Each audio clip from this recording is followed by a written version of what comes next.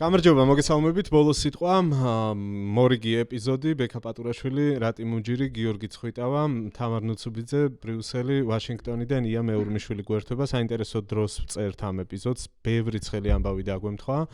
ვისაუბრებთ ამ ეპიზოდში დავოსზე, ვისაუბრებთ გრენლანდიაზე, ვისაუბრებთ ირანზე და აუცილებლად ზელენსკის გზავნილებსაც შევეხებით და არც დღევანდელი ეპიზოდი არ ჩაივლის უკრაინის თემის განხილვის გარეშე. ასევე მე მგონია, რომ უნდა ვისაუბროთ საქართველოსზეც, იგივე დავოსის ფორმატში, გუშინ გაკეთდა მნიშვნელოვანი განცხადებები, რომელიც ეხება პირდაპირ ჩვენს ქვეყანას და გთავაზობთ, რომ პირველივე ნაწილში დავიწყოთ ამ თემას შევეხოთ. მოკლედ აზერბაიჯანი და სომხეთი ერთმანეთთან კარგად ალაგებენ ურთიერთობებს, ძალიან სწრაფ ტემპში მიდის ეს ყველაფერი და ეს ყველაფერი ცხადყოფს, რომ საქართველოს უფრო და უფრო თამაშგარე მდგომარეობაში რჩება რეგიონშიც კი. ეს არის ერთ-ერთი თემა, რომელსაც მე გთავაზობთ, რომ განვიხილოთ. ეს თემა განვიხილოთ, თუმცა დროშის ხვევების და სიმძიმის გამო მოგესალმებით პირველ რიგში. ბექას ისევ გამორჩა და მე ისევ არ გამორჩავა. გამოიწერეთ არხი, დალაიქეთ ვიდეო, გააზიარეთ კონსტიტუციურ ქსელებში, აქტიურეთ კომენტარებში. ძალიან დიდი მადლობა ყველას, ვინც ამას უკვე აკეთებს, საკმაოდ აქტიური აი ამ წამოწყების ფონზე აქტიურია გვერდი, თუმცა კიდევ მეტი უფრო კარგი იქნება. და აქვე მე მგონი ეგ კონტექსტი საინტერესოა, მით უფრო რომ ტრამპმა და რა ქვია სომხეთის ფაშინიანმა ამ შვიდობის საბჭოზე მოაწერეს ხელი. ტრამპი ამბობს, რომ მე მივიღერაც მინდოდაო გრენლანდიაზე. ეს რო შევაჯამოთ, რა მოხდა საბოლოოდ დავოსში, ნახეთ ტიპურად, ხო, როგორც იცის ტრამპმა აწია თემა, რაღაცა პიკში მიიყვანა და მე თითქოს რა ჩემი განცდით ყოველ შემთხვევაში ის მიიღო, რასაც თავიდან ვეუბნებოდი, რომ კი ბატონო, გინდა ბაზები, მოდი ბაზები, გინდა რამე სხვა, მოდი დავილაპარაკოთ და აი ეს რო შევაჯამოთ, შევაფასოთ ამერიკაში როგორ შეხედეს ამ ყველაფერს. მოგესალმებით, მივესალმებ მაყურებელს. ბევრმა ფიქრობს შვებით ამოისუნთქა გუშინდელი დღის მერე, გამომდინარე იქიდან ტრამპმა გამორიცხა ის, რომ გრენლანდიის წინააღმდეგ ძალას არ გამოიყენებს. ჩემი აზრით ყველაზე მნიშვნელოვანი მესიჯი ეს იყო. ისიც უნდა აღვნიშნოთ, რომ თვითონ ტრამპის წამოჭრილი იყო ეს თემა, რა თქმა უნდა, და მან დაიწყო გრენლანდიის წინააღმდეგ ძალის სავარაუდო გამოყენებაზე საუბარი და მე თვითონ ვეთქვა, რომ კარგი ჯანდაბას არ გამოვიყენებ ამ ძალას, ანუ რაღაცა ისეთზე ფაქტიურად არ ვიცი როგორ შეიძლება ეს დახასიათდეს საბოლოო ჯამში, მაგრამ მართლა ხო წამოწია თემა, მთელი მსოფლიო ამაზე საუბრობდა, სხვათა შორის ბაზრები მსოფლიოში, სააქციო ბაზრები საკმაოდ მძიმედ რეაგირებდა ამაზე და გუშინ მას შემდეგ რაც გამოაცხადა, რომ ძალას არ გამოიყენებს, კიდევ ერთხელ აიწია ძალიან კარგი რეაქცია მოხდა ამას, ყოველ შემთხვევაში ამერიკულ სააქციო ბაზარზე. ანუ შევედით კრიზისში, გამოვედით ამ კრიზისიდან, ახლა ისაც არის ალბათ უნდა ვთქვათ, რომ ახლა უკვე ნატოს მოკავშირეები ტრამპს მადლობას უხდიან იმისთვის, რომ ნატოს მოკავშირის წინააღმდეგ ძალა არ გამოიყენა. თლად ასე მადლობას არ უხდიან, მაგრამ ყოველ შემთხვევაში ეს დიდი შვება ნამდვილად იგრძნობა ალიანსში. ძალიან მნიშვნელოვანია მარკ რუტეს როლი ამ ყველაფერში. რუტე მოგეხსენებათ არის ნატოს გენერალური მდივანი და ერთ-ერთი ამბობენ, რომ ევროპაში მას ტრამპ უისპერერსაც ეძახიან, რომ მან იცის როგორ საუბროს ტრამპს. მისი როლი აქ ფასდაუდებელია ჩემი აზრით, იმიტომ რომ თვითონ ტრამპმაც აღნიშნა ის, რომ რუტესთან საუბრის მერე მიიღო ის, რაც უნდოდა. რა უნდოდა, უბრალოდ რა მიიღო, ეს ჯერჯერობით არ ვიცით, უცნობია დღემდე ეს სიტუაცია. სავარაუდოდ საუბარია რაღაცა ფორმის არქტიკაში, რაღაცა ფორმის უსაფრთხოების გუმბათზე თუ უსაფრთხოების რაღაცა სისტემაზე, რა არის ეს, კიდევ ერთხელ დეტალები არ არის გამჟღავნებული, მაგრამ თავარი ის არის, რომ შეერთებული შტატები ახლა უკვე გრძნობს იმას, რომ ნატოს ერთიანობის შერყევის გარეშე შეიძლება საკუთარი უსაფრთხოების დაცვა. ტრამპის გადმოსახედიდან ეს იყო, რომ გრენლანდია ჩვენი თუ არ იქნა, მაშინ დანია და ნატო მას ვერ დაიცავენ და ვერც ის 40 ევროპელი ჯარისკაცი, რომლებიც ევროპელებმა გააგზავნეს რაღაცა საჩვენებლად იმისთვის, რომ ნატო გრენლანდიის და დანიის გვერდზე დგას ამ დაპირისპირებაში. საბოლოო ჯამში კრიზისი, რომელიც ვაშინგტონიდან დაიწყო, ვაშინგტონმავე დაამთავრა და ეს კარგი ამბავია ჩემი აზრით. იქ რა თქმა უნდა სხვა განცხადებებიც გააკეთა.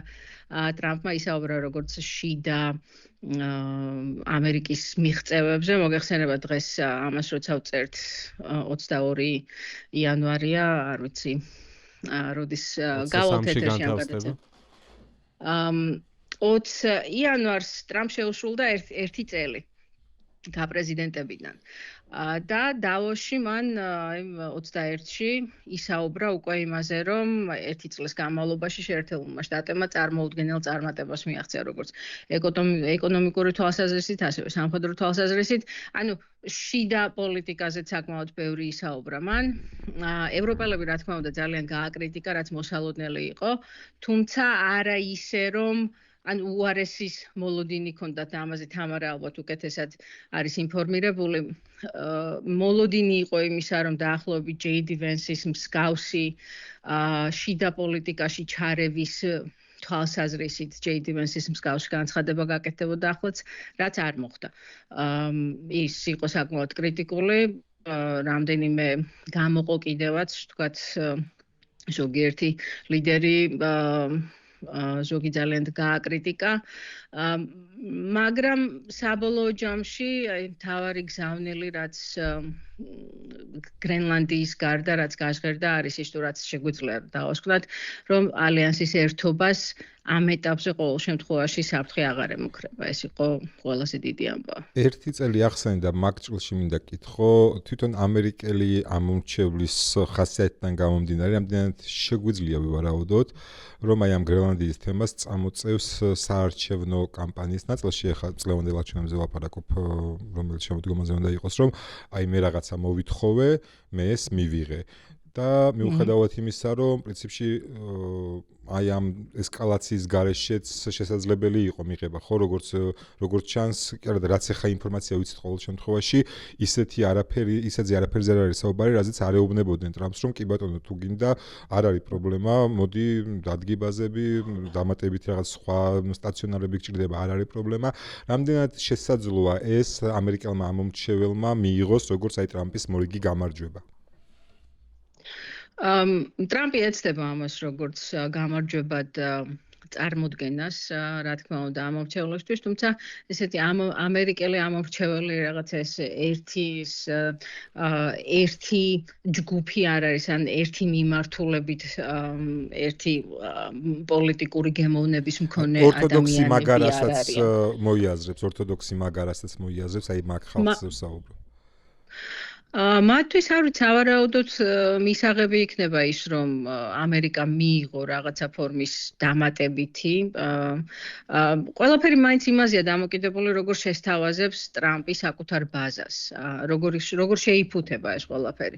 მაგრამ ამ ეტაპზე ტრამპის ძალიან ერთგულია, მიუხედავად იმისა, რომ შიდა პოლიტიკიდან გამომდინარე, ზოგიერთი სამხედრო ინტერვენციიდან გამომდინარეც რაღაცა ნაპრალები ჩნდება მაგაში, მაგრამ როგორც ინდივიდუალურ პირს საკუთარი ამომრჩეველი ტრამპს როგორც ინდივიდუალურ ლიდერს ამომრჩეველი ძალიან აფასებს ჯერ ისევ და საკმაოდ მაღალი რეიტინგი აქვს ამ მიმართულებით.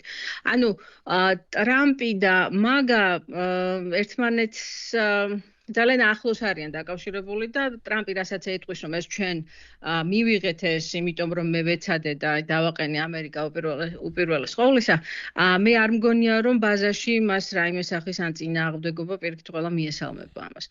მეორე მხარეს აი ეს თქვა ზომიერი ან ცენტრისტი რესპუბლიკელები იქნებიან ეს თუ ცენტრისტი დემოკრატები, ეს ამომრჩეველი არ არის პატარა რაოდენობა, დაახლოებით 70%-ია ამერიკის, აი ეს მაგა არის დაახლოებით 30% მისი ამომრჩევლის და დანარჩენი არის სხვა ყველა. მათი დარწმუნება იმაში, რომ საჭირო იყო ასეთი სახის კრიზისის შექმნა მოკავშირეებთან, როგორიც შეიქმნა, ეს უფრო რთული იქნება ვიდრე მაგასთან. ანუ და მანამდე კიდევ, რა ვიცი, ჯერ ერთი კიდევ რამდენი თვეა დარჩენილი და მანამდე ვნახოთ რა მოხდება. რა ვიცი, შესაძლოა გრენლანდია საერთოდ არც იყოს, თქვათ, განხილვის თემა და ის უბრალოდ ერთ პუნქტად შევიდეს იმ მიღწევების სიაში, რასაც თქვათ ნოემბრისთვის წარუდგენს პრეზიდენტი თავის ამორჩევალს. მაგალითად, არ ვიცი, ჰუსიტების წინააღმდეგ შარშან იანვრის ბოლოს და თებერვალში განხორციელებული თავდასხმები, რა ვიცი, გვახსოვს ვინმეს, არავინ აღარ საუბრობს ამაზე. არა და მაშინ ეს იყო ერთ-ერთი ესეთი წამყვანი თემა. როცა ამერიკამ ტრამპის ადმინისტრაციამ სამხედრო ძალა გამოიყენა პირველად, მაგრამ დიდი ნაბიჯი იყო, ცხადია, მაგრამ სულ რაღაცა 12 თვის შემდეგ არავინ საუბრობს ამაზე, ისე სწრაფად ვითარდება სხვა მოვლენები. ერთი ეს მშვიდობის საბჭო იქნება ჩემი აზრით. მორიგი თემა, რომელზეც ისაუბრებს ტრამპი საკუთარ ამორჩევალთან, ასევე შიდა თემები იქნება, რა თქმა უნდა, ძალიან აქტუალური, გამომდინარე იქიდან, რომ შეერთებულ შტატებში ახლა მიმდინარეობს საკმაოდ ესეთი აქტიური თუ აგრესიული საიმიგრაციო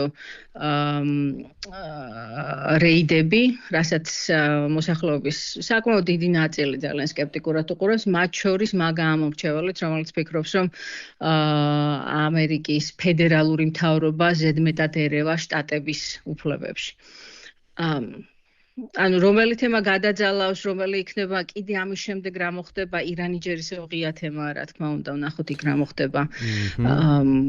სხვა კიდე ბევრი რამ, რა ვიცი, ევროკავშირთან სავაჭრო მოლაპარაკება დასამთავრებელია ჯერ ისევ, რაღაცა თითქოს რაღაც ერთი ეტაპი თითქოს ვიფიქრეთ, რომ თითქმის გავიდა ეს ბოლოში, მაგრამ არ არის ეს საკითხი გასული ბოლოში, ევროპელები რას იზამენ, რა დამცავ მექანიზმებს ჩართავენ, არის ასევე საუბარი თემიდან გადასვლა მიწევს ცოტათი, მაგრამ ევროპელების მხრიდან ამ დაცვის მექანიზმის ამუშავება, რომელზეც ეს coercion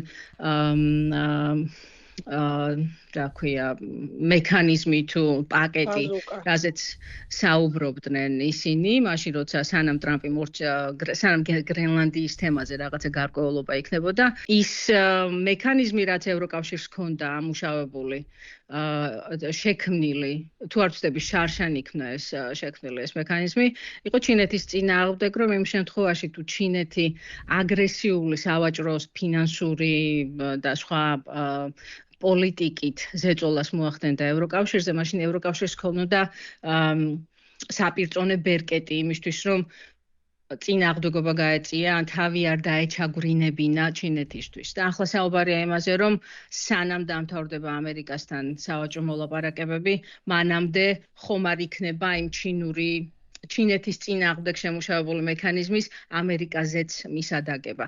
ანუ არ ვიცით სამწუხაროდ ჯერ ძალიან ბევრი რამ და უნდა დაველოდოთ და ვნახოთ არჩევნებამდე იმდენი რამე მოხდება. ია, კარგია რომ თამარა ყავს და მადლობა რომ გვაქვს ამის საშუალება რომ ესეთ ფორმატში ვიმუშაოთ, ამას ყოველთვის როცა შანსი მექნება ხალხს გავუსვამ ხოლმე რომ ეს ჩვენი ფორმატი ძალიან მომწონს, შტატებთან ერთად ბრიუსელი ყავს ხაზზე ამ შემთხვევაში და გააგრძელებს მაგ თემას აუცილებლად თამარი. ვიცი რომ დაახლოებით 5 წუთი გაქვს ვიდრე დაგვიმშვიდობები, ამიტომ მინდა რომ ირანის თემა ახსენე და ამას შევეხოთ თუ შეიძლება, გარკვეული პროგნოზების გაკეთება, როგორ ჩანს ეს პროცესი შტატებიდან და შემდეგ ისევ დაუბრუნდებით სხვა თემებს.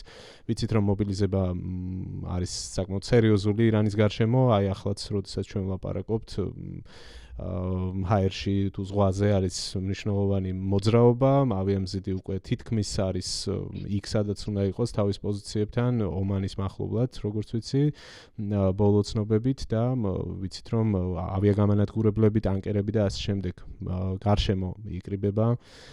ტრამპი ბევრს არ საუბრობს ირანზე, ესაც ფაქტია. თუმცა, შენ როგორ უყურებ ამ ამბავს? იქნება თუ არა სამხედრო იერიში? რთული არ მინდა ახლა მე არ ვიცი. ხო, არა, ნუ რასაც ხედავ არის ის, რომ ორი ისეთ ძალიან ფაქტიურად ერთმანეთის საწინააღმდეგო შეხედულებები არსებობს ამაზე. ერთი ის, რომ კი და მზადება იმისთვის მიმდინარეობს ახლა, რომ სწორედ ის ნაბიჯი გადადგას, რაც შენ აღწერე.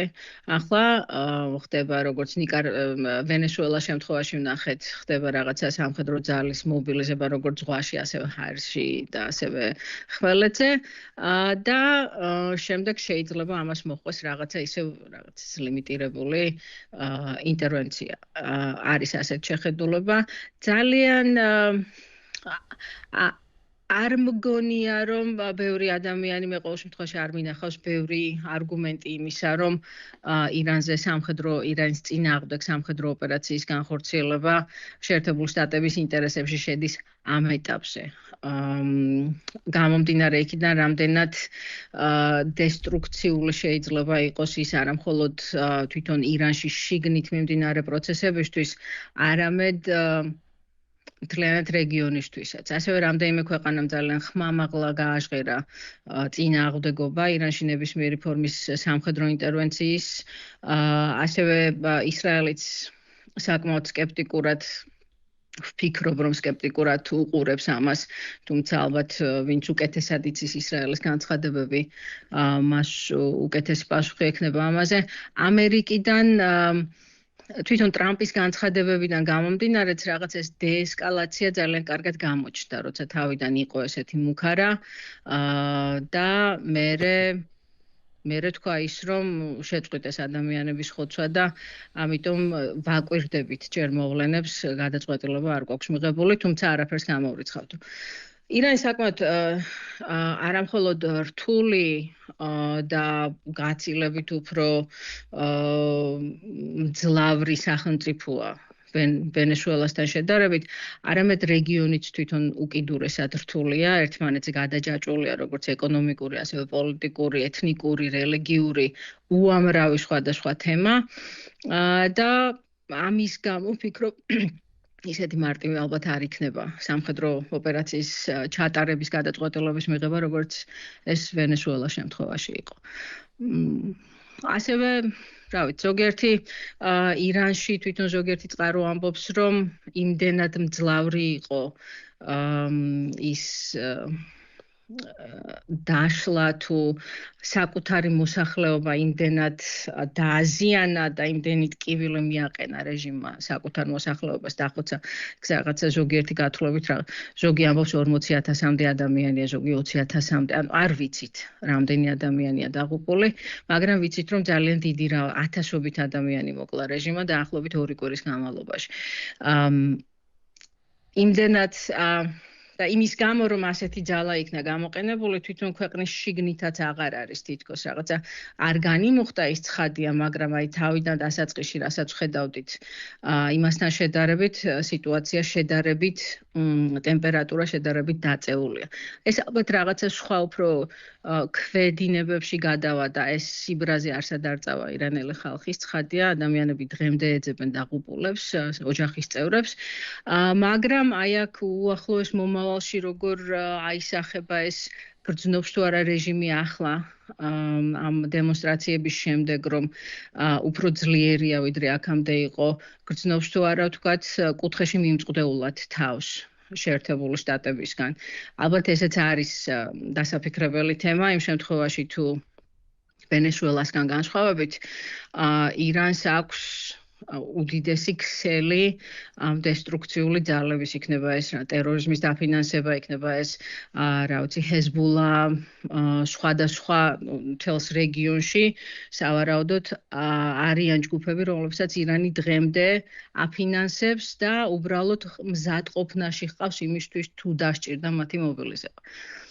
შესაძლოა ესაც იყოს ერთი ფაქტორი, რომელსაც ადმინისტრაცია ითვალისწინებს, რომ რა მოყვება შედეგად იმას, თქვათ, თუ აიათოლა, თუ მადუროს შემთხვევაში მხოლოდ მადუროს მოხსნა გააგრძელებდა ქვეყნის ფუნქციონირებას, უпростоრად მადუროს მოხსნით წინააღმდეგობის დიდი მუხტი არ იქნებოდა ვენესუელას მხრიდან, არის თუ არა ასე ვთქვათ აიათოლას შემთხვევაში ვთქვათ თუ აიათოლას რაღაცნაირად გამოყოფა მოხდა ან იზოლაცია მოხდა აი ამ სამთავრობო ხელისუფლების ვერტიკალიდან სხვები რას იზამენ ანუ ისეთი ამბავი იქნება როგორც ვენესუელაში თუ პირიქით ვთქვათ გუშაქთა გვარდია დაიწყებს ძალიან აქტიურად დასავლური ინტერესი ამერიკული ინტერესების წინააღმდეგ სხვა ქვეყნებს მუშაობას ამ ძალიან დიდი საკმაოდ კომპლექსური თემაა და რთული სათქმელია ის იქნება თუ არა გაუთვლელი აბსოლუტურად პრეზიდენტ ტრამპის ნაბიჯები ნებისმიერი რეგიონის მიმართ და გამოსარიცხი არაფერია თუმცა ესეთ აი ამ ბევრ სხვადასხვა არგუმენტს როცა მოусმენ და შეაფასებ რამდენად რთული და კომპლექსური შეიძლება იყოს არა მხოლოდ თვითონ ოპერაცია, არამედ შედეგები, რომლებიც აუცილებლად დადგება. ვფიქრობ, რომ თავშეკავების დონე უფრო მაღალი იქნება ირანის შემთხვევაში, ვიდრე ვენესუელაში იყო. ია, ძალიან დიდი მადლობა.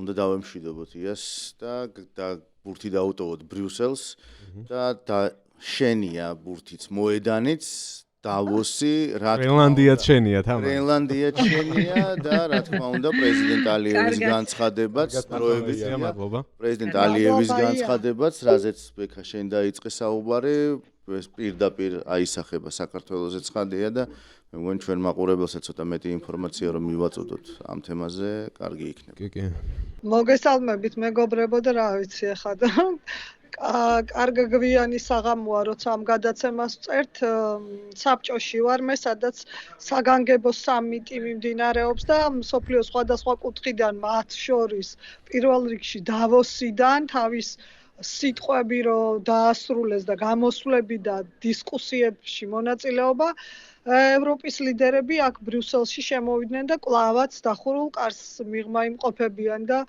იას ნათქვამი გამახსენდა 20 იანვარსო ტრამპის 1 წლის გაპრეზიდენტების თარიღიაო და გამახსენდა რომ პრინციპში იანვრის მერე ჩვენც რაღაცა უნდა რა ვიცი გშველოდა ხო ის 20 იანვარია ტრამპთან რო ალაგებდნენ 20 იანვრის მერე ყველაფერი დაალაგდებაო ეს ერთი და კიდევ უნდა გავიხსენო რა ჯორჯა მელონი აუცილებლად რომ მართლა ასრულდა მე მგონი ისეთ ხელდროს გვიწევს მუშაობა, თუმცა ძალიან საინტერესოც არის.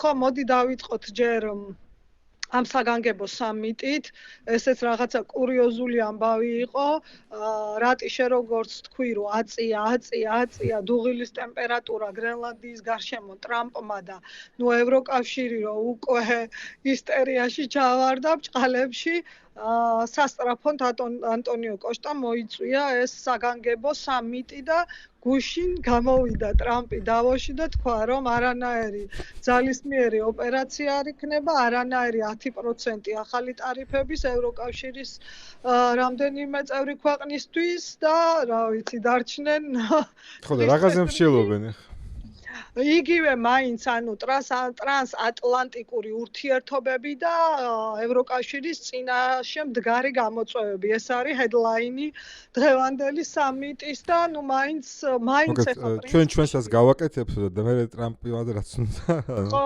მე მგონი იცი ესეც უნდა ქნან და დღეს ტრამპის გარდა ზელენსკიმაც ძალიან კაფიოთ მიანიშნა ევროპას რომ 1 წლის წინ აქ ამ იგივე ფორმატში საუბრობდიო და ფაქტიურად არაფერი შეცვლილაო და ანუ ძალიან ღიად უთხრა რომ დისკუსიების და დებატების და საუბრებიდან დროა რომ საქმეზე გადავიდნენ და შეიძლება ერთგვარად კარგი ისიც არის, იცი, რაღაც იმპულსი თუ რა vicი, რა დავარქვა, როგორც გამოუსწორებელი პროევროპელი, მაქსიმალურად მაინც ვცდილობ, რომ დავიცვა ევროპის პოზიციები. მე ახლა ისე მოვემზადე, რომ ევროპელების პოზიციები უნდა დავიცვა და ზელენსკის ცოტა ვუსაყვედურო ჩემი მხრიდან.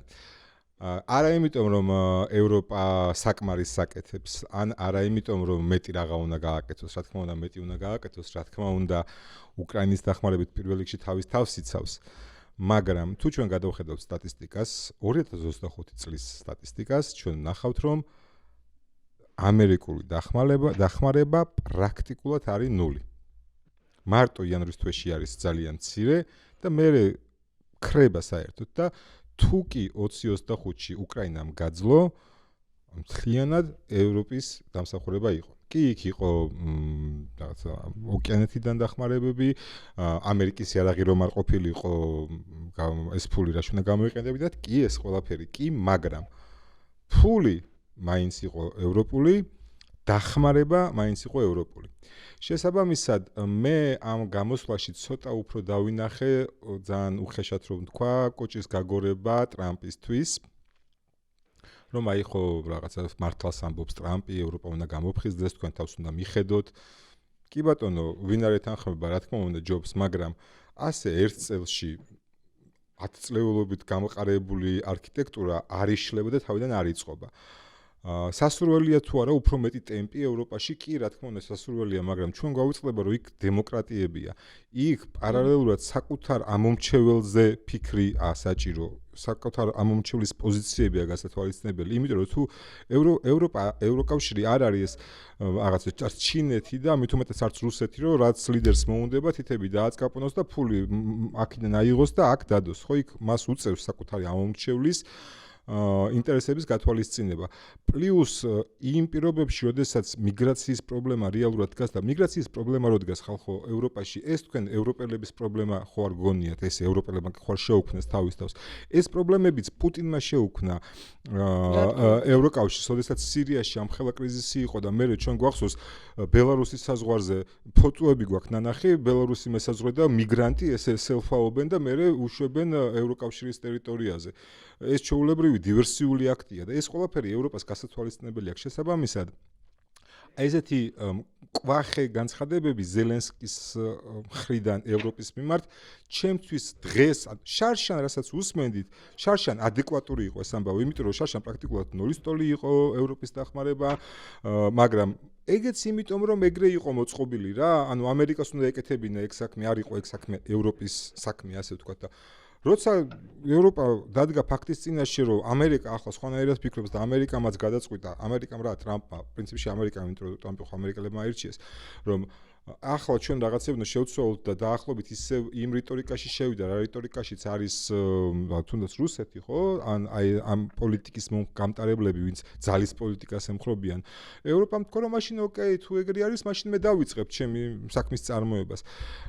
არის თუ არა სწორი, რომ ნატოში GDP-ის 5% არ შექონდათ. რა თქმა უნდა, არ არის სწორი, მაგრამ არც იყო, ანუ არ იყო ამის საჭიროება. ხო და ახლა როცა გაჩნდა ერთბაშად ვერ იზრდება, რა თქმა უნდა 2%-ზე ავიდნენ, იმედი მაქვს რომ ასე გააგრძელებენ. მე შევეხები ზელენსკის განცხადებიდან იმ ნაწილებს, რომელიც მაგაში გეთანხმები, რომ ტრამპს კოჭი გაუგორა და იმ რაღაცა ნარატივში ჩაჯდა, როგორც ის აწვებოდა ევროპას ამ შემთხვევაში, რომ თქვენი უნდა გააკეთოთ. გავიგე? ეხა ერთად ევროპელები რომ გადაწყვეტეს, რომ თუ ეგრეა, კარგი და მიდი მიხედე, შენ თავს მე რა შვება. რა თქმა უნდა, მე ევროპაც რა შვება თუ უკრაინა დაეცა, მაგრამ მაინც ნუ რაღაცა ცოტა ხო, ანუ მე მგონია რომ მანდ გათვლა მაგის გარდა რომ ტრამპს კოჭი გაუგორა, რომ დაუბრუნდე რასაც ვამბობდი, იყო ის რომ ხო, მას ჭირდება რაღაცები, არა ის რაც ჯერ არ მიუღწევია ევროპას, არამედ ის რისი გაკეთებაც შეუძლიათ და არაკეთებენ. მისი ქვეტექსტი ეგ იყო, მაგალითად იქ იყო ესეთი ციტატები, სადაც ეს კაცი ამბობს, რომ როდესაც საუბრობთ სარაკეტო იერიშებზე, აქ არ საუბრობთ ჩვენ მხოლოდ ჩინეთიდან მიწოდებულ რაღაცა მოწყობილობებზე, საუბრობთ იმაზე, რასაც ევროპული რაღაც ქარხნებიდან უკვეთავენ რუსები. როდესაც საუბრობთ იმაზე, რომ შენ შეგიძლია მომაწოდო თუ არა პირობითად თუ ტრამპი არ მაძლევს ტომაჰავკებს მომცეთ აურუსები, შენ ამას არაკეთებ და მუდმივად ფეხს ითრევ რაღაცის გაკეთებაზე, იმ დროს, როდესაც მე ასეთ გასაჭირში ვარ და ხალხი იყინება, ხო?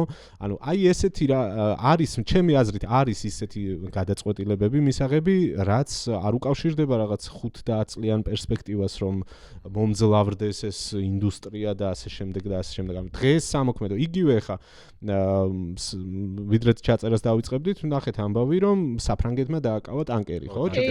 ანუ ისეთი რაღაცის ხო? ანუ ამის გაკეთება ხო შეუძლიათ. მადლობა მოუხადა მაკრონს. და რეალობა ის არის, რომ ვიდრე შტატებმა არ დაიწყო ამ ტანკერების დაკავება, მანამდე ევროპელებმა არ გააკეთეს ეს, როცა რომ იქ დაცურავენ მათ ხვირწინ, ხო? ანუ ერთ დღეს ტრიბუნიდან საუბრობენ იმაზე, რომ აი ჩრდილოვანი ფლოტი და ჩვენ სანქციებს უწესებთ რუსეთს, რომ ნავთობის შემოსავალი არ მიიღოს და ამ დროს ხვირწინ დაცურავენ რუსული ტანკერები რაღაც აფრიკული სახელმწიფოს დროშით და არ აკავებენ. ბექა და მაგხრივ ნახე, კიდე იცი რისი გახსენება შეიძლება, რომ თუ მე ამას პროპაგანდაც კი იყენებს და სხვათა შორის ქართული პროპაგანდაც და მოაქვს ფაქტები და ციფრები, რომ ამ დაწესებულ სანქციების გვერდის ავლა ზუსტად ევროპული ქვეყნებით ხდება და ზუსტად ეს ნავთი ასე გადის, ისე გადის და პროპაგანდაც ამას აჩვენებს, რომ აი ევროპა ნახე თვითონ სანქციებს უწესებს რუსეთს და ამ დროს თვითონ ევროპელი ქვეყნები და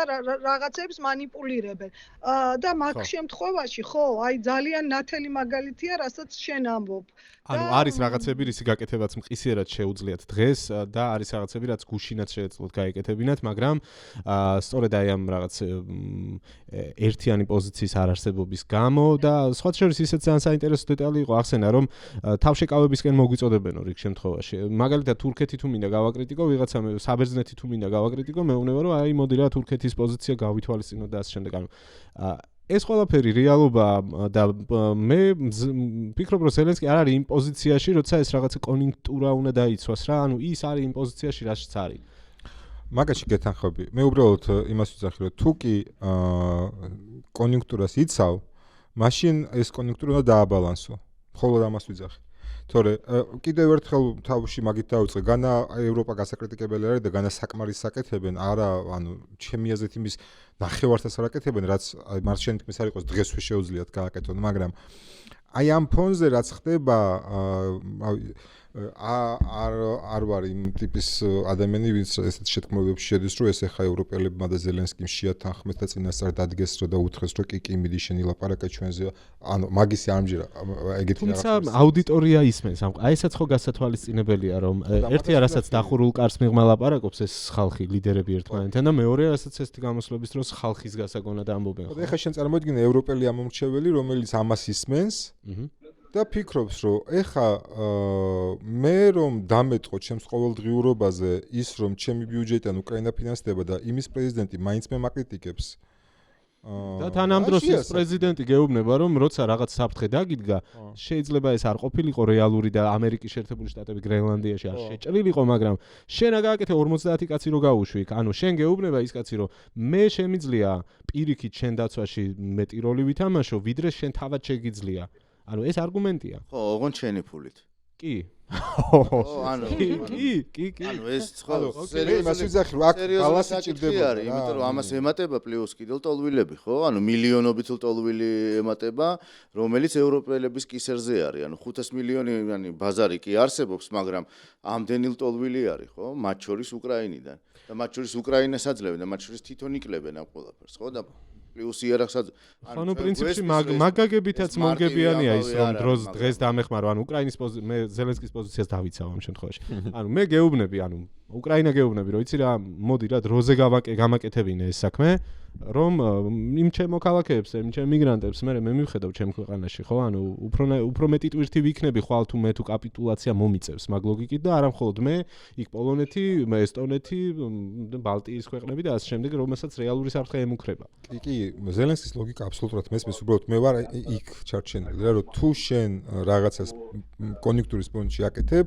ეს ბალანსი უნდა გქონდეს რა რომ არ შეიძლება რომ უცბად ერთი ხელის მოსმით თან ეხლა ჩვენზე კარგად ხომ იცის ზელენსკიმ რამდენად დიდი წვლილია ევროკავშირის იმაში რომ 25-ს გაუსწრო ხო ანუ ცხადია ეს ამიტომ მხოლოდ მაგნატოში თორე რაც ჩამოაყალიბა პუნქტობრივად აბსოლუტურად ყველაფერს უთანხმობდი ევროკავშირის ყველაფერი გასაკეთებელი აქვს კი ხვალ უფრო დიდი პრობლემა გახდება ევროკავშირის თუ კიევი დაეცა იმიტომ რომ სხვა ყველაფერს თავი დავანებოთ და ვიცხოვროთ ილუზიაში რომ პუტინი გაჩერდება უკრაინაზე და ფეხს აღარ გადაადგამს იმ ხელა ჰუმანიტარული კატასტროფა იქნება იმიტომ რომ უკრაინელების ხო ძალიან დიდი ნაწილია ქვეყნიდან გაქცეული და კიდევ უფრო ბევრი ადამიანი წავა იმიტომ რომ რამდენმა ადამიანმა იომა ამ ომში ვინც გადარჩა და ისინი და მაგათი ოჯახის წევრები და მაგათი ნათესავები იქ ხო ვეღარ გაჩერდებიან თუ კიევი დაეცა ესენი ყველანი ხო წასასვლელები არიან და რა სხვა ზარმაზარი პრობლემა სხვა სეგმენტსო თავი დავანებოთ რა მარტო აი ამ ომში ჩართულებს და ეგ ყველაფერი არის რა თქმა უნდა კაცო ეგ უბრალოდ აი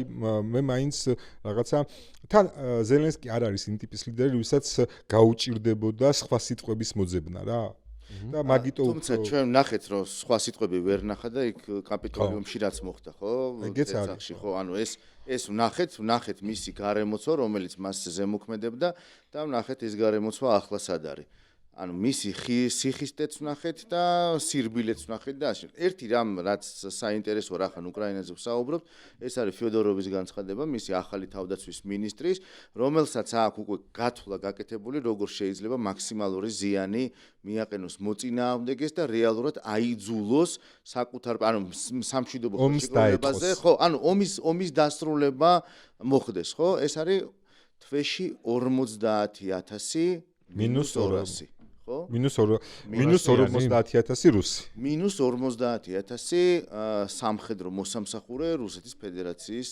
შეიარაღებული ძალების. ახლა არის 30-35 თვეში მინუს 30-35,000. აი ამ ციფრის პრაქტიკულად გაორმაგებაზე არის საუბარი და აი ნუ რა ვიცი ხო როგორ თქვა რომ ეს გეგმა აქვს მეთქი დღის წესრიგში მაგრამ ნუ განაცხადი ასეთია რომ გეგმა არის მინუს 50,000 თვეში. ანუ ეს არის პოლიტიკის ნაწილი, ეს არის ის მიზანი რომელიც აქვს ახალ ადმინისტრაციას ზელენსკის და ფიოდოროვი ახალგაზრდა თავდაცვის მინისტრი რომელიც მანამ ტექნოლოგიების და რაღაც სხვა საქმეებში იყო და დათვალა. და დათვალა ეს Excel-ში ანუ წმინდა ციფრი გამოიყვანა და ფიქრობს რომ აი ამ ამოცანის გადაჭრით შეძლებენ ომის დასრულებას, იმიტომ რომ ეს შეეტყობა პირდაპირ, იმიტომ რომ მან ერთი დეტალი არის, ერთი რომ ეს არის ცოცხალ ძალაზე საუბარი და მეორე ცხადია ეს არის ეკონომიკა.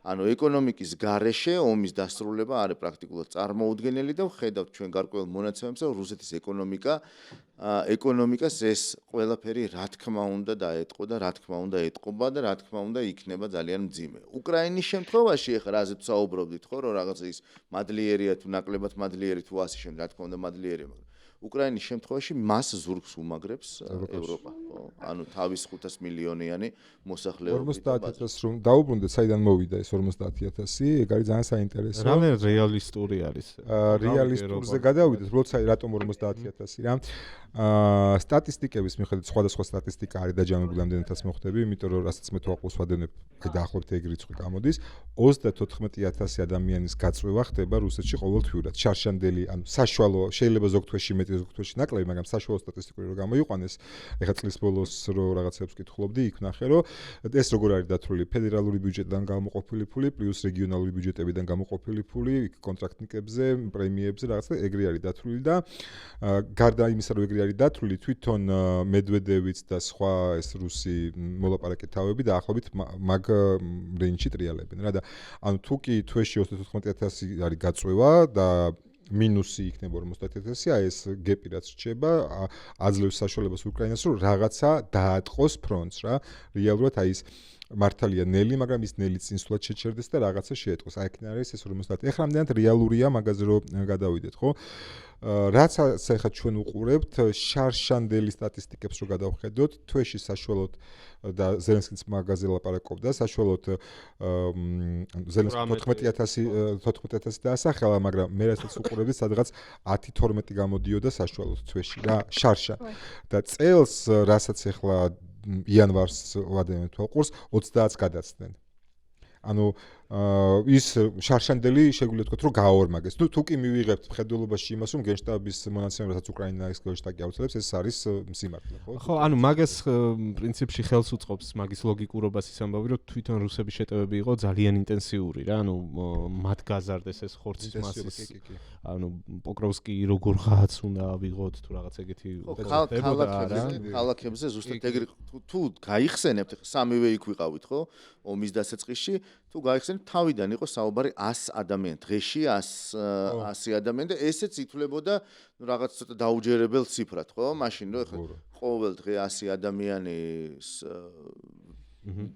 მოკულა ანუ მინუს 100 ადამიანი ხო საკმაოდ ბევრი ანუ ბრძოლის ველს ეთიშებოდა ყოველდღიურად 100 ადამიანი ეს 100 გახდა 1000.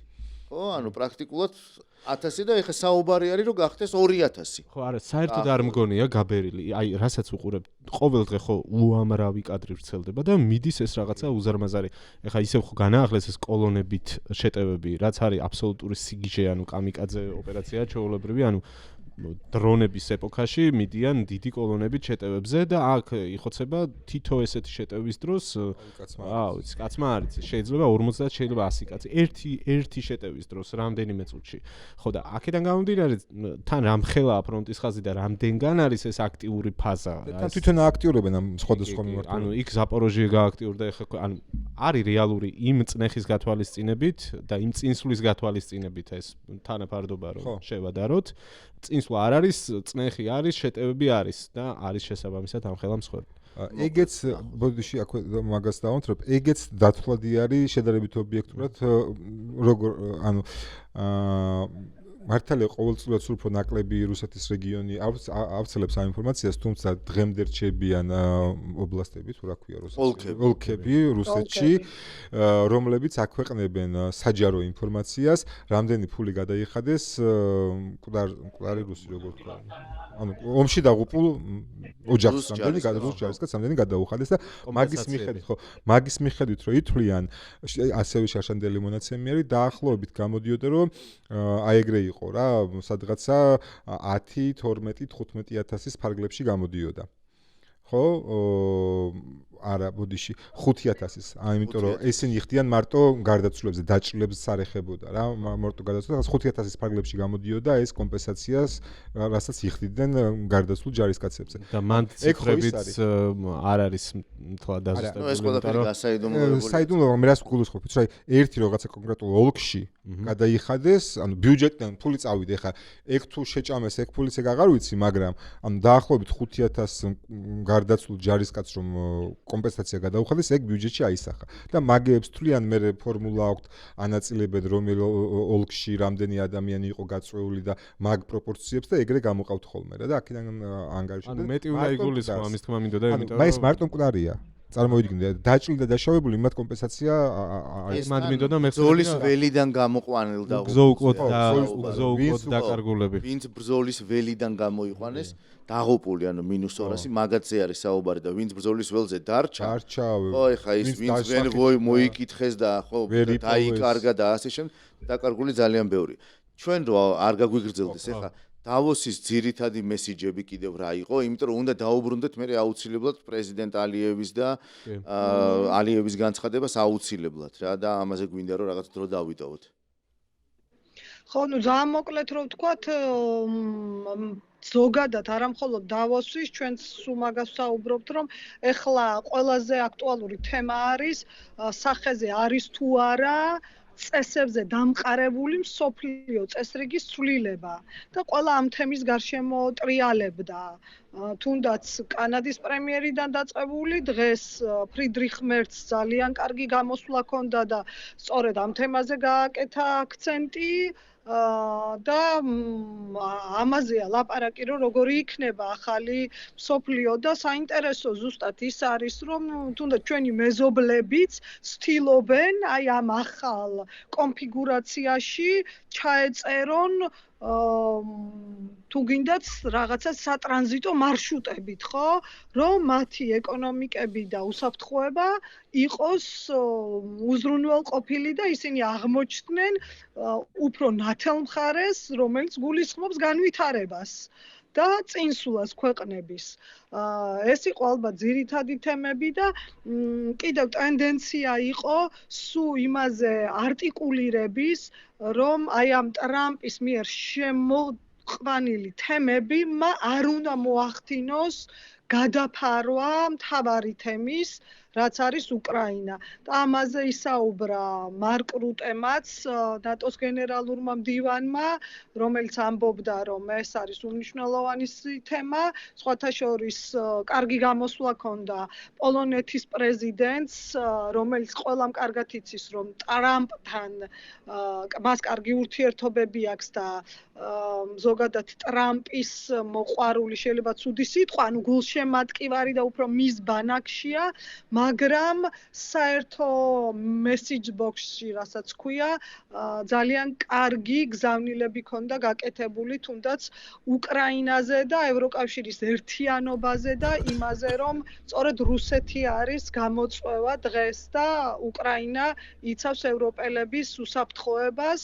ახლა ვნახოთ, გადმოინაცვლა პოლიტიკურმა ვექტორმა ბრიუსელში ერთი პოზიტივი, რაც იამაც ილაპარაკა, არის ის, რომ დამშვიდდა ყველა, რადგანაც არ იქნება არანაირი ძალისმიერი ოპერაცია და ცოტა ხნის წინ დანიის პრემიერ-მინისტრმა მეტე ფრედრიქსენმა თქვა, რომ ახლა დრო არის, რომ დავსხდეთო და პოლიტიკურ ჩარჩოში განვიხილოთ ყველაფერიო და სხვათა შორის მან თქვა, რომ დანია დღეს დახურულ კარს მიღმა ისაუბრებს იმაზე, რომ მათი გადმოხვედრით ნატოს პერმანენტული ყოფნა გრენლანდიაში არის რაღაცნაირად საკითხის დარეგულირება და რომ ამის მოხერხება შეიძლება ნატოს ფარგლებში და ამერიკასთან ურთიერთობებზეც ცალკე ის მზად არის, რომ გაგრძელდეს ორმხრივი ურთიერთობაც, მოლაპარაკებებიც და ასევე მთავარი კიდევ ერთი თემა აქედან გამომდინარე, შეიძლება ვთქვათ, თუ რამდენად მნიშვნელოვანია ქვეყნების ტერიტორიული მთლიანობა და სუვერენიტეტი, რაზეც ასევე ხდება ძალიან დიდი აქცენტირება და ევროკავშირმა ძალიან ნათლად, სწორედ გრენლანდიის თემასთან დაკავშირებით, ნათლად აჩვენა რა არის ამ ორგანიზაციის წითელი ხაზი და მისი თქმით, სწორედ სუვერენიტეტი და ტერიტორიული მთლიანობა არის ამოსავალი წერტილი ევროკავშირისთვის ქვეყნებთან მიმართებით. მერცი ახსენეთ ამარ და ძალიან მომეწონა მეც ბევრი ფრაგმენტი მისი გამოსვლიდან. ერთ-ერთი რაც ჩამრჩა გონებაში იყო ეს ნაწილი, სადაც თქვა, რომ კი ჩვენი ძალა არის ღირებულებები, მაგრამ ამ შემთხვევაში ჩვენ ვსაუბრობთ ძალის უნდა გადავერთოთ იმაზე, რომ ძალის ღირებულება დავაფასოთ და ასევე ძალიან ჩვენთან მიმართებაში ყურში მომხდა ის ფრაზა, სადაც მან თქვა, რომ ეს ახალი წესრიგი თუ წესრიგობა, რომელიც ახლა ყალიბდება, პირველ რიგში საფრთხეს უქმნის პატარა ქვეყნებს, შემდეგ საშუალო ძლიერს და უფრო ძლიერსაც კი. და ამ შემთხვევაში უცებ წავედი საქართველოზე და ჩვენ გარდა იმისა, რომ პატარა ქვეყანა ვართ, ანუ რა მდგომარეობაში ვართ, აი ესაც კი არ ვიცით რეალურად. იცით, არ ვიცი, ალბათ წლევანდელი დავოსი მართლა განსხვავებული არის ბოლო წლების დავოსისგან და ესე იგი ორმხრივი შეხვედრა ჰქონდა ალიევს ტრამპთან. ბელორუსის არჩეული პრეზიდენტი სვეტლანა წიხანოვსკა მიწვეული იყო და საპანელო დისკუსიებზე სიტყვით გამოვიდა და შეხვდა ნიკოლ ფაშინიანს და სომხეთის პრეზიდენტს და მერე დაწერა, რომ ბელორუსი ხალხი გულშემატკივრობს სომხების ევროპაში ინტეგრაციასო. მარტაკოსი დღეს დავოსში შეხვდა ილჰამ ალიევს და ზუსტად იმ სატრანზიტო მიმართულებებზე და აი ამ ეკონომიკურ პროექტებზე ისაუბრეს და საქართველოს საერთოდ, ანუ ეს არ იყო ის, რომ მხოლოდ მართლა დიდი ქვეყნების ლიდერები იყვნენ და ჩანდნენ, საკმაოდ ფართოდ იყვნენ წარმოდგენილი ჩვენი მეზობლებიც და საკმაოდ ისეთი დისკუსიები იყო, არა მხოლოდ ეკონომიკურ და ფინანსური, პოლიტიკურ მდგენელზეც. და ჩვენ მე მგონი მარტო ალიევმა გვახსენა და ისიც ძალიან კარგი კონტექსტი. მხრივ რომ მალე სატვირთები საქართველოზე აღარ გაივლისო და აი რა ვიცი.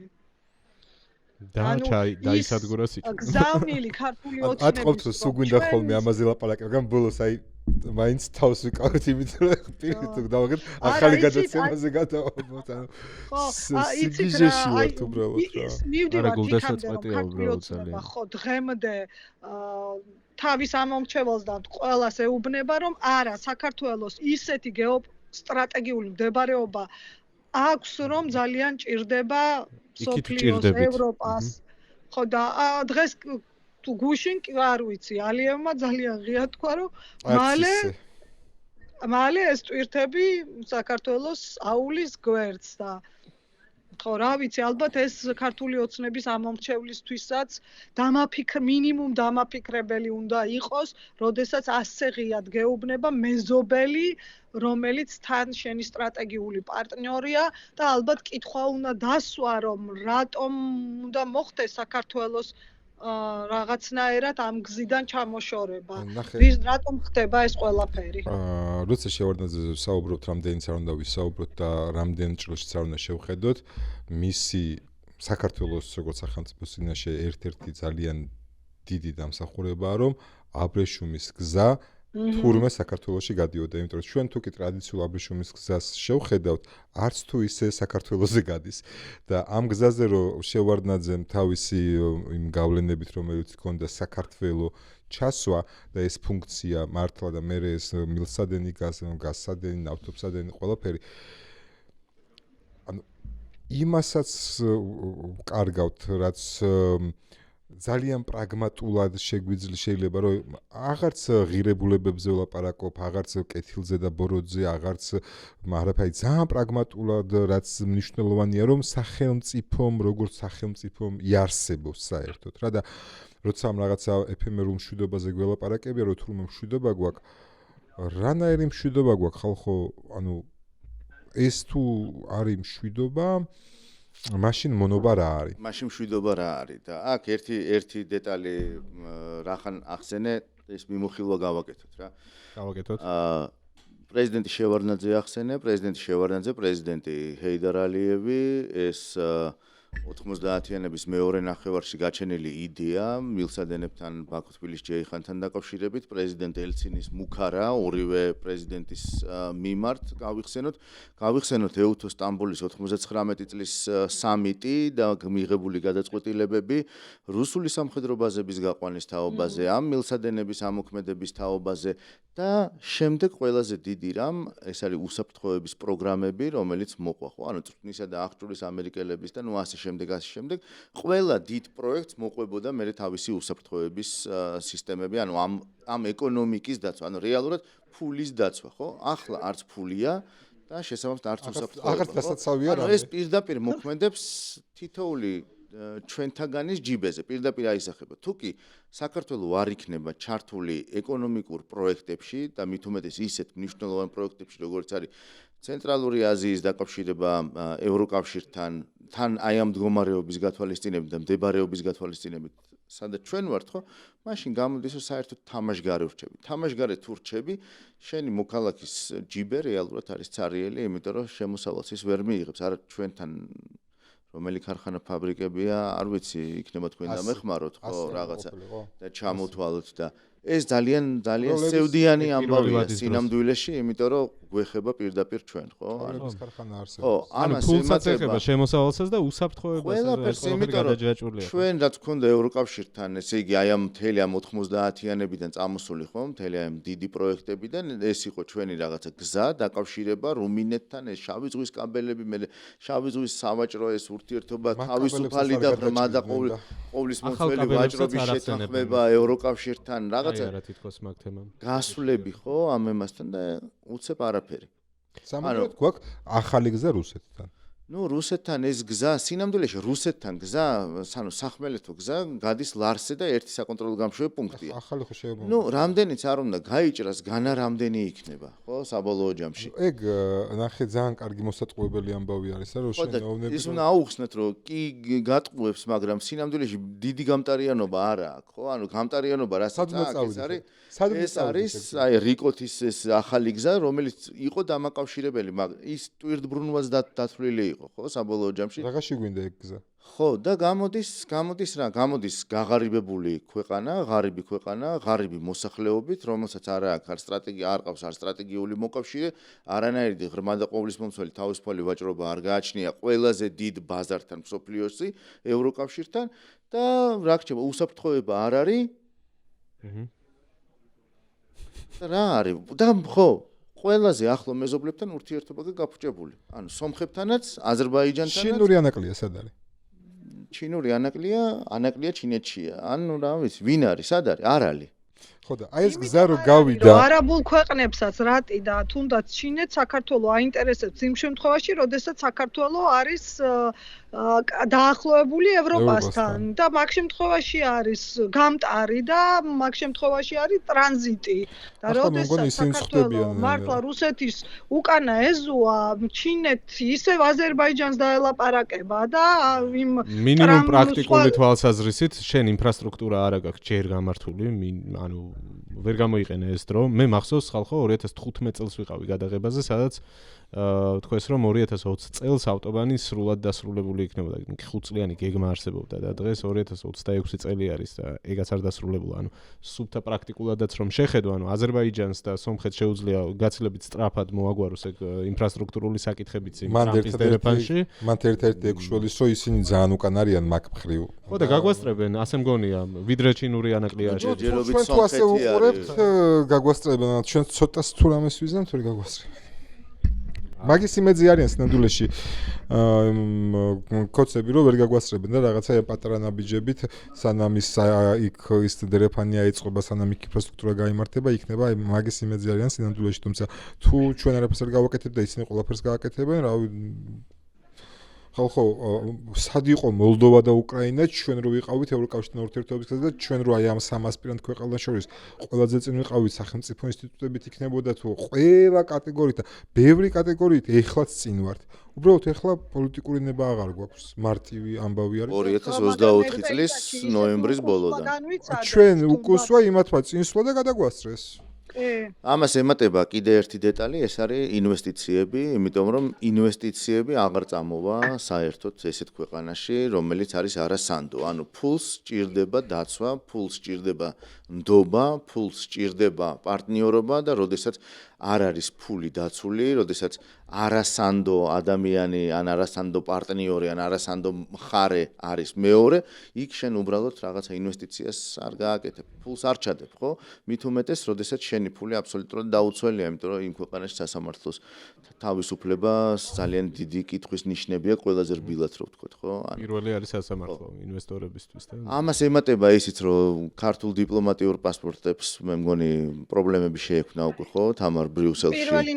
პირველი ნაბიჯი უკვე გადადგა კომისიამ, ანუ მაყურებლისთვის უფრო ზუსტი ინფორმაცია რომ მივაწოდოთ, ეს არის პირველი ნაბიჯი კომისიამ აი შეფასება, რომელზეც ჩვენ არაერთხელ ვისაუბრეთ ბოლო ანგარიში უვიზო მიმოსვლის შეფასებაზე საქართველოსთან მიმართებით რა ჩანაწერიც იყო, ანუ კომისიამ თავისი შეფასება გადასცა პარლამენტს და საბჭოს, ეხლა უნდა განიხილონ პარლამენტს უბრალოდ ინფორმაციის სახით უნდა მიეწოდოს და პარლამენტის ფუნქცია აქ მეტი არაფერი არ არის, საბჭომ უნდა განიხილოს ეს საბუთი და ასევე კომისიამ უნდა დააწიოს კიდევ ერთი ასე ვთქვათ, მარტივად რომ ვთქვათ, მოტივირებული ანგარიში და მერე უკვე კვალიფიციური უმრავლესობა თუ კი მიიღებს გადაწყვეტილებას, რომ კი